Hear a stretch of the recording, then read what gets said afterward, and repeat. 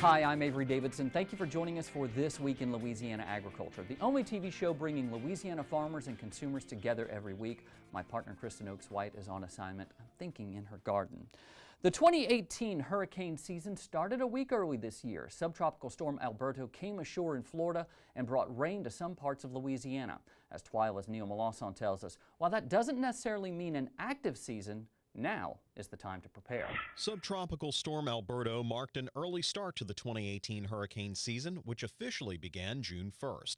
The system started in the Gulf in late May before coming ashore in Florida, making its way up north as a depression to Michigan, the first time that state has seen an organized system make it that far. Alberto was mostly a rain event, but it did kill 2 news people in North Carolina. This early start to the season, however, isn't necessarily a sign of things to come, according to extension climatologist Jay Grimes. A lot of folks take that as an indication of what's coming. Don't let that bother you in and of itself. Over the last handful of seasons, we've seen several years where we had early starts, even a January hurricane just a couple of years ago. What we know is that what happens before June 1 tells us almost nothing about what's going to happen after June 1. Grimes says as far as what will happen, it's always a coin toss. It's not about how many, it's about where do they go. And the fact is the science isn't ready to handle that yet. We're never going to see that in our lifetime in a way that's really meaningful. So here's the numbers you need to know, and this is especially true for the southern parishes.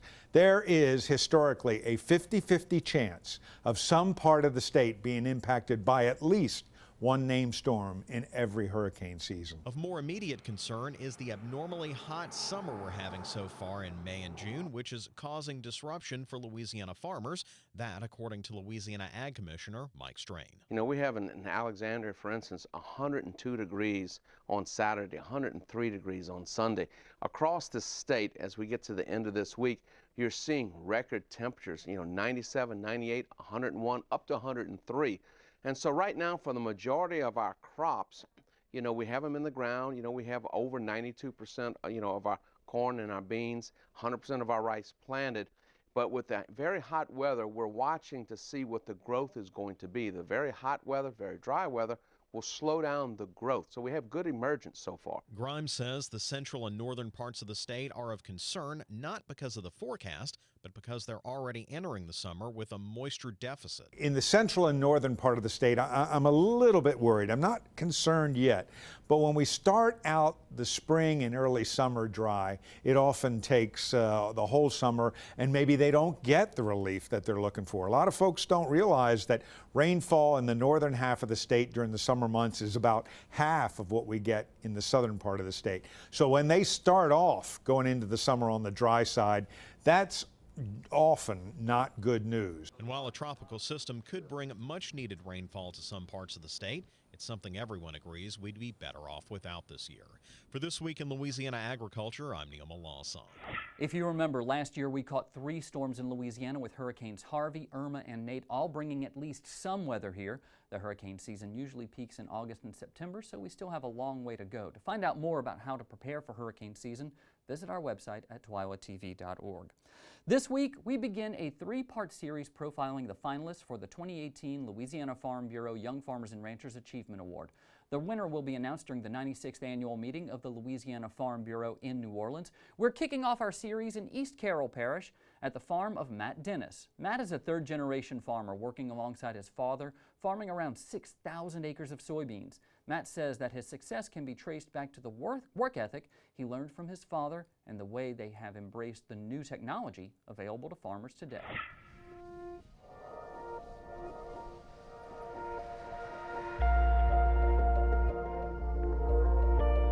Matt Dennis is in full swing planting his 2018 soybean crop. And at 25, Matt is right at home in the cab of his tractor. He loves that the farming industry is constantly changing with new challenges every day. You're constantly changing, and so you never really get bored of it. It's always something new and different skills you can learn. He's been learning these new skills since he was a child growing up right here on this farm. Matt's father, David, says that he has been a great partner to have. Oh, I couldn't farm without him. He made me prouder than anything ever in my life. I'm impressed every day with what he does and can do. He just took to it. He's always liked it since he was a little boy. Probably 13 to 14, I was in charge of setting hippers and neighboring farmers started calling me, asking my opinions on certain pans, scallop pans, regular pans, what type of bearings, how to get the bearings out. And so I started learning more and more about it so I could have that responsibility. That early responsibility set Matt on a trajectory towards success, but it also planted in him the lifelong desire to farm, and he would stop at nothing to make that dream a reality. We were just talking, and he just put his sandwich down and said, "You know, all those people talk about how hard you work." I said, "Yeah." He said, "Well, they're going to be talking about how much harder I work than you." I said, "Well, good luck with that." And he's done it. So I started doing it more and learning more, really paying attention and studying a lot, doing a lot of research. I just really took off of that. There's a lot of technology available to us. One of the biggest changes that Matt has implemented here at the farm is leveling every field and putting it on a grid for more efficiency using GPS technology. I couldn't do that. It was just technology lost me. I just couldn't do it. But he took right to it. Making 2 AB lines, one north and south, one east and west, to where anybody can come. We have some South African foreign workers who don't know this place. So instead of giving them a map, trying to explain field numbers and all that, tell them, hey, east and west, go. And they don't change the AB line for a week. And that simplified the whole thing, because it was constantly somebody getting in the wrong field number or whatever. It smoothed it out a lot. Matt also made improvements to the irrigation and drainage here on the farm. These were big changes that his employees were not too sure about. They thought I spent too much money. I bought ditchers, GPS equipment, the newest technologies. The ditches was the best thing we ever did. They didn't really want to do that, but it's important to get the water on the field, but it's more important to get the water off the field. It's done what he said he was going to do, and that's very impressive. We butt heads a lot. We have different views on a lot of things, but at the end of the day, we both give a little and help each other out. He's taught me a whole lot. Whether he meant to or not, one thing that David passed down to Matt was a love that all farmers have planted deep within them. It's just nice putting a seed in the ground and just growing a humongous, beautiful plant off of that, coming through, cutting it, and making some money, hopefully. The winner of the 2018 Young Farmers and Ranchers Achievement Award will receive a $35,000 credit toward the purchase of a new vehicle of their choice. Next week, we will go back to Northeast Louisiana to Madison Parish, where we will introduce you to our second finalist, Jacob Ezel. There are 27 craft breweries in the state that are members of the Louisiana Craft Brewers Guild. That may seem like a lot, but Louisiana is just now catching up with the rest of the country when it comes to drinking craft beer. I'm going to take you over to the largest brewery in Baton Rouge, Tin Roof, where we can see the connections to the farm from the first sip to the final gulp. This is what you want to see when you watch a story about beer, the beer. And Tin Roof Brewing in Baton Rouge has a lot of beer to sample. On this day, there are 10 brews on tap and more in cans. Tin Roof President and CEO Jacob Talley happily pours a glass of his favorite, the Voodoo American Pale Ale. Founded in 2010 and with distribution from Houston, Texas to Mobile, Alabama, Tin Roof is not like some bigger breweries. To stay big and to also stay nimble is not always very easy, but that's what we have to do, so that's what we will do. Talley says one part of staying nimble is to keep true to how Tin Roof started, as a couple of home brewers wanting to share their creations. Being a home brewer, you always try to come up with the wackiest, the craziest beers that you can get people to turn their heads and pay attention to. It all starts with, it all started for me at least, by going out to these local festivals and putting a beer out there that you think would turn some heads, and getting that reaction from folks is something that is very enjoyable for me. With roots in home brewing. So this is just our base 2-row malt, which is in just about every beer that we brew. Tin Roof stays true to the agricultural roots of beer making. All of our malted barley, our wheat, all of our fermentable grains, and then hops, also an agricultural product, is kind of like our spice of the beer, and aroma and flavor that everybody's looking for these days. So when those agricultural products are all used up, they go back to agriculture. Our spent grain from our brewing process, we load in these totes. We call a local farmer here in town, put them out on the dock, he comes and picks them up, and it's feed for his cattle. The glass reads "Go Local." It's what Tin Roof does by giving its spent grain to a local rancher, but it's also what can set apart Tin Roof's flavor by sourcing local ingredients. This past winter we did our coffee porter like we do every year, parade ground coffee porter, and we partnered with a local roaster here in Baton Rouge, Garden District Coffees, and they did a special Italian espresso blend for us that was roasted and in our beer within a matter of hours sometimes, which was fantastic. And the difference is phenomenal whenever you're using a super fresh product like a roasted coffee bean rather than either an extract or something you buy online and wait for it to ship to you. Whenever you can just go pick it up down the street, 600 pounds of coffee beans, and go put them in your beer, that makes a big difference. For the record, I did try all of the draft beers you saw poured out there. While I didn't like all of them because I'm not a big fan of IPAs, I am very partial to the Parade Ground Porter made with locally roasted coffee. It is really, really good. Tin Roof recently hosted its inaugural Funk Festival and had a great turnout. Tally says the team is planning other musical events at the brewery. As for the beer, Tin Roof is working on a couple of sour beers to release later this year. Those are kind of on the edge for beer drinkers. To learn more about Tin Roof Brewing, visit our website at twilatv.org. Louisiana and Texas are known for agriculture. They're also known for distinctive cuisines. As Twila's Tammy Arnder found out, a member of the Duck Dynasty family has left his North Louisiana roots and put down new ones in the cattle ranch-rich Texas Hill Country. Hey guys, I have traveled to Dripping Springs, Texas, where guess what? There is a huge Louisiana connection. Jessica and Jeff Robertson have opened up Southern Roots Food Trailer here in Dripping Springs, and they still focus on locally sourced ingredients, and they love getting their crawfish and their shrimp from the Louisiana Gulf Coast. Oh, we're making some super legit things for thing tonight. It's early afternoon in Dripping Springs, Texas. Okay, menu tonight. Jeff Robertson is finalizing his menu.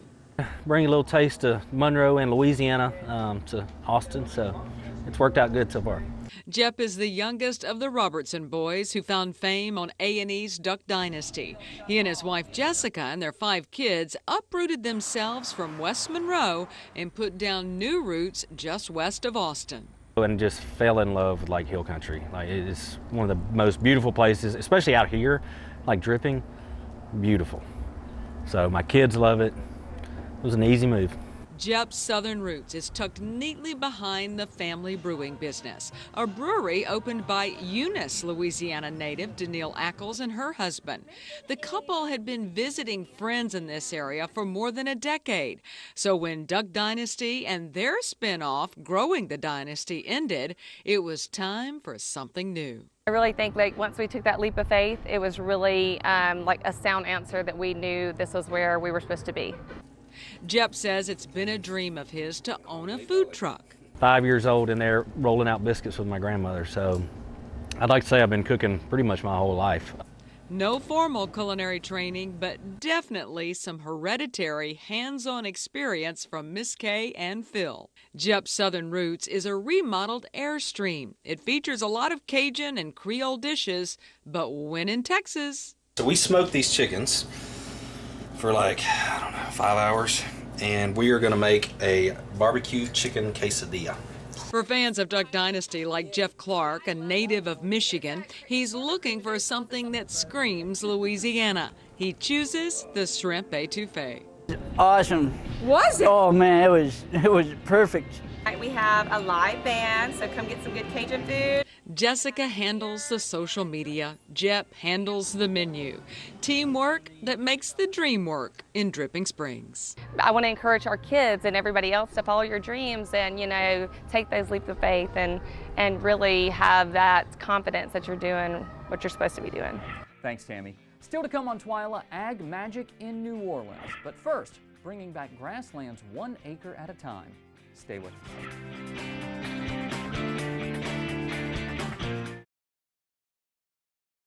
I now hope they're fighting today. I hope they are. Put a Dorito on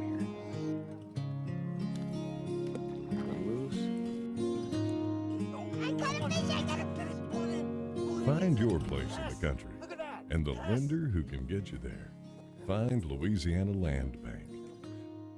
Financing for country homes, recreational property, farms and ranches and agribusiness. Before you sweeten your morning joe, before the icing on the cake, before the sugar hits the shelf, it begins with a family of sugarcane farmers dedicated to growing Louisiana for more than 220 years.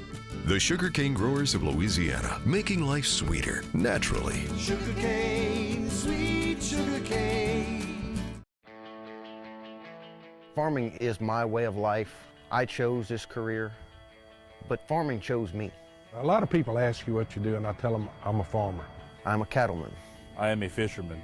I'm a scientist. I'm a steward of the land. I am a farm woman. I am Farm Bureau. I am Farm Bureau. I am Farm Bureau. I am Farm Bureau. I'm a Farm Bureau. Louisiana oysters, salty, sweet, and delicious. But have you ever thought about what happens to all those oyster shells? Most of them end up in trash cans and landfills. The Coalition to Restore Coastal Louisiana is changing this with its oyster shell recycling program, and you can help by visiting these participating restaurants. It's a simple and delicious way to restore our coast.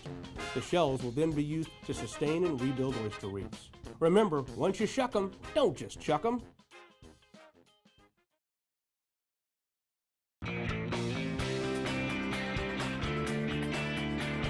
The Grazing Lands Conservation Initiative is hoping to help both cattlemen and the environment. Louisiana cattlemen got a chance to see how to do that on a recent bus tour here in Louisiana and in Mississippi. Twila's Taylor Fry shows us how smart grazing can mean big bucks.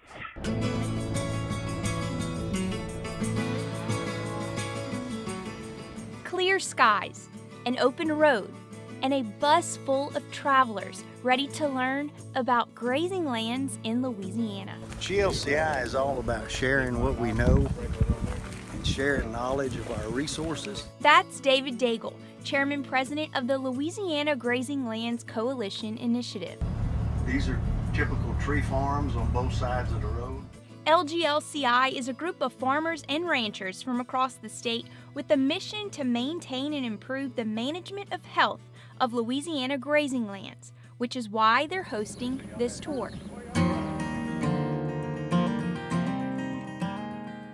For 3 days, travelers visited 5 cattle farms in Louisiana and 1 in Mississippi. Hi, I'm Cooper Hurst. I'm a farmer in Woodville, Mississippi. Cooper and his wife Katie own Hunt Hill Cattle Company, an Angus-based cow-calf operation. Regenerative ag is in essence what it is. You know, we are building our soils and building the resiliency and improving our water infiltration. At this stop, Cooper explained their top 3 focuses are stockmanship, high-density grazing, and soil health. We can't make it rain, but we certainly can control how much runs off and how much is absorbed by the ground. He's not the only farmer who practices regenerative ag. In fact, every stop on this tour was a regenerative farm, including Cliff Vining's farm in Pioneer. The human species is one of the few species that does not learn from mistakes made by past generations. Cliff says by spreading the knowledge of how the ecosystem works for the farmer, he hopes he can save some people from making the same mistakes he did. Pay attention to what you see on your environmental issues and look at things and see why they that way and how come they that way. Which is why the LGLCI hosts trips and events like this one to not only inform veteran grazers, but also upcoming grazers like Macaulay White from Baton Rouge. Made me realize that there's no such thing as a shortcut to healthy soil and no shortcut to healthy cows. Daigle says farm tours like these allow farmers to glean information from one another. I think this was the best conservation trip, seriously, very seriously, I've ever been on. And the reason is that there was so much focus on so much integrated management. Different types of products, different types of thoughts about grassland maintenance, about soil health, about ecology, about water quality, about the environment we live in. And while many of these travelers' final destination was home, Cooper says when you're in farming, don't ever expect to arrive. Don't think you're going to ever have it all figured out, and don't think you're going to ever quit learning, because I can promise you this, you're either moving forward or you're backing up. In Baton Rouge, this is Taylor Fry for This Week in Louisiana Agriculture. To find out how to become a part of the GLCI or for more information about their programs, you can log on to our website at twilatv.org. With the special session coming to a close soon, and hopefully not another one to follow, Louisiana 4-H members from across the state converged at the state capitol this week to remind their lawmakers of the importance of 4-H. Brittany Lee, Louisiana 4-H president, says the funding they receive from the state is vital for the program to continue to benefit young people of future generations. You know, we have a lot of support at the state capitol, and we just want to make sure that we continue to have that support. We actually have the governor and first lady come down and meet us at the governor's mansion last night, so it's just very important for us to show them how appreciative we are that they support the 4-H program and that we would love for their continued support. Louisiana 4-H serves nearly 200,000 youth and provides opportunities in many areas from animal agriculture to horses to food and shooting sports.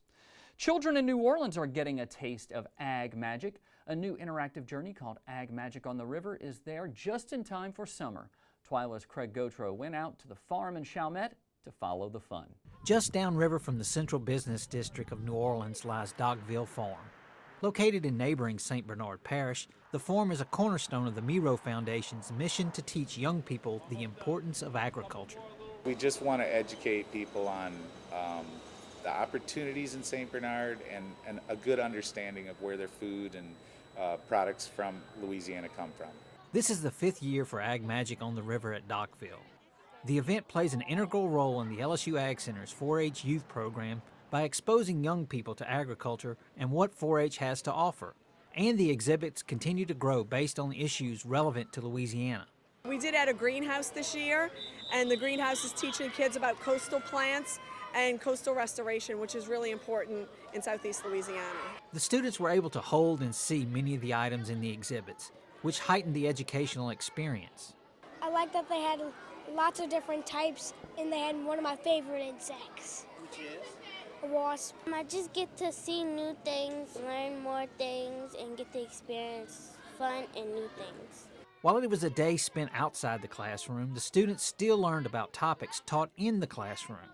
We're actually teaching in science right now life cycles, so we're doing life cycles of frogs, life cycles of butterflies, which was great. They had pictures, models, and we actually got to see the chrysalis and the eggs and all the other things. Nearly 4,000 students were expected to tour Ag Magic on the River. With the LSU Ag Center, this is Craig Gautreaux reporting. Dockville Farm consists of 138 acres just outside of Chalmette, Louisiana. Still to come on Twila, we'll be back with your weekly Twila Boost. Stay with us.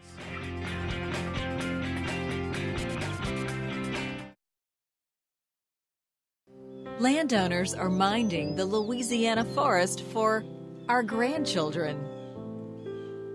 A place for wildlife,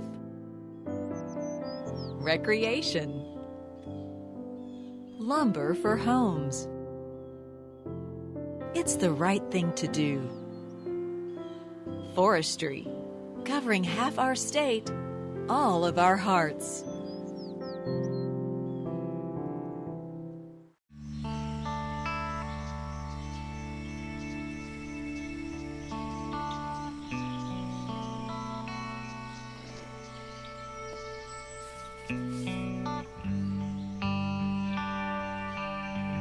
This is the moment I knew. His future had no boundaries. There are some moments only the forest can inspire. Find yours at discovertheforest.org.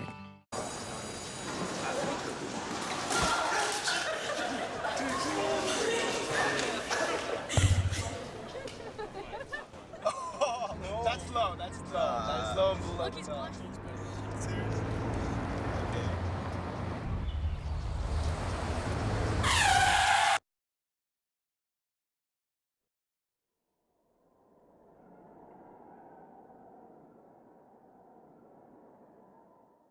I am a giant panda bear loving bamboo. I almost went extinct, but I'm not because of you. I am a grouse, and I almost was too. If it wasn't for the help of the San Diego Zoo.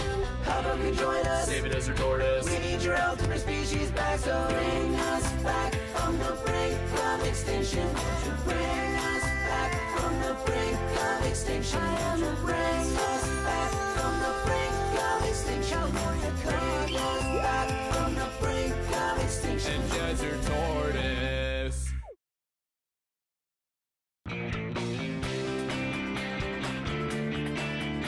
Before we leave you today, we think you need a little Twila Boost to finish our show this week. And since Kristen left me all alone, I'm going to have to bring in the more talented Twila turn, Her Highness herself, Miss Allie Doe-East, to help with this week's Twila Boost. And this week, we're bringing you a Royal Cow-themed edition because I'm sure, you know, you love cows, everybody loves cows, and we love royalty, right? Of course, who doesn't?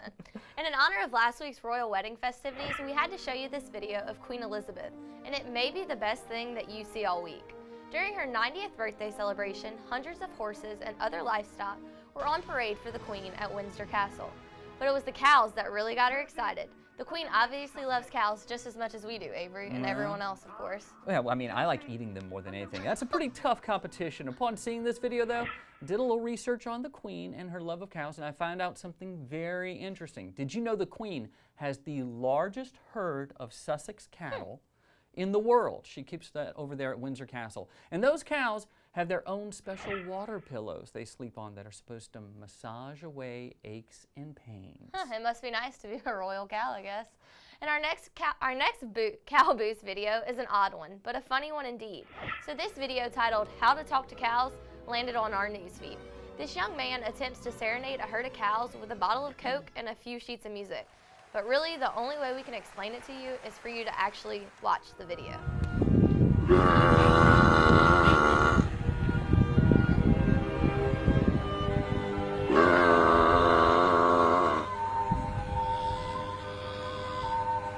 Yep, you heard it right. I'm 99% sure those were extreme burps.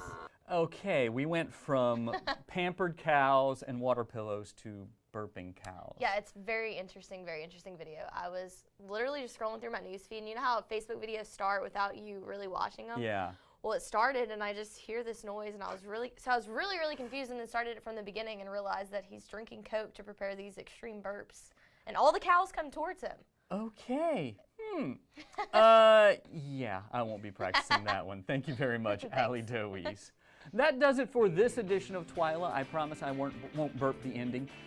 We are on the countdown to New Orleans for the Louisiana Farm Bureau annual meeting coming up in just a couple of weeks. Until next week, you can watch all of our stories online at twilatv.org, and be sure to like us on Facebook, follow us on Twitter and Instagram. For all of us here at Twila, thanks for joining us. We hope to see you again right here next week.